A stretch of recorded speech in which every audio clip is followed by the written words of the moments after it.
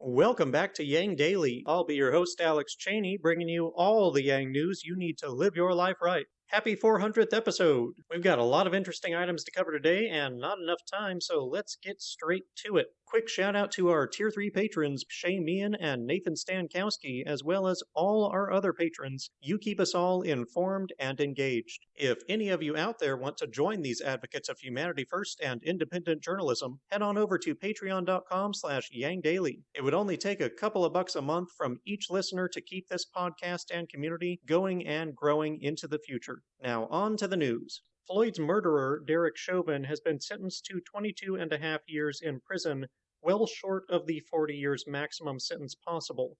It's disappointing but not unexpected, which pretty much sums up how much work there is to be done in reforming our justice system. Chauvin could still be charged with federal crimes, which would have extremely flexible sentencing potential, left almost entirely up to the judge.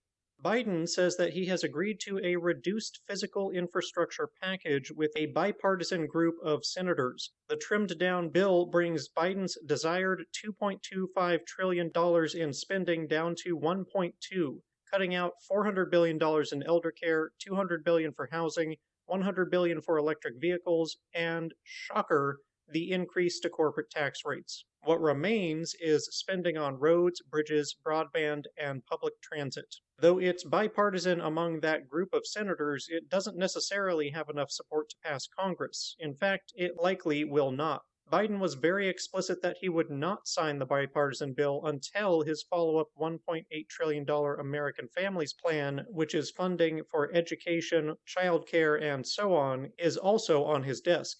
Democrats plan to pass the AFP through budget reconciliation, as GOP legislators appear entirely uninterested in social infrastructure. McConnell and others have unsurprisingly indicated they will oppose even the bipartisan bill. Knowing this, Biden's reasons for negotiating it at all are likely purely to show Manchin that he tried in order to secure Manchin's vote to pass all of it through reconciliation. Battle of the Joes, round 3, fight!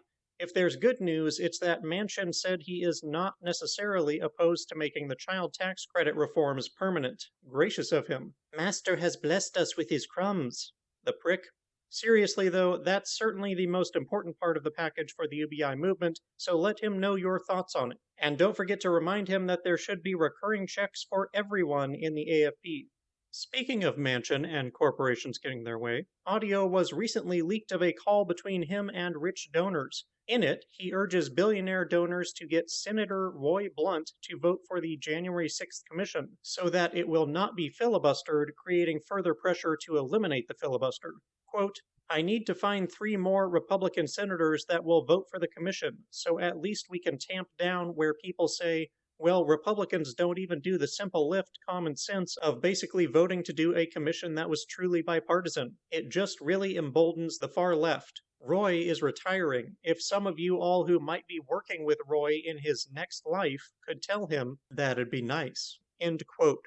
Next life means after he leaves office, when many politicians end up in lucrative jobs provided by businesses who, coincidentally, donated to the politician or benefited from the politician's decisions while they were in office. In summary, this is Manchin telling billionaires to bribe a legislator in order to keep Congress crippled so as to protect wealth inequality. This hits so many elements of corruption in politics that it's frankly ridiculous. Everything going on here needs reform.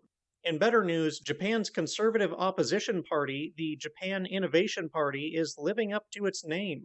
They just unveiled a new economic policy plan that, wait for it, calls for much of the country's welfare spending to be consolidated into a universal basic income. The party proposes 60 to 100,000 yen, or $550 to $910 per month to everyone. They argue this would make the social safety net more streamlined and efficient and less redundant, and is part of a broader reform plan for the general election later this year. Hey, I could live in Japan.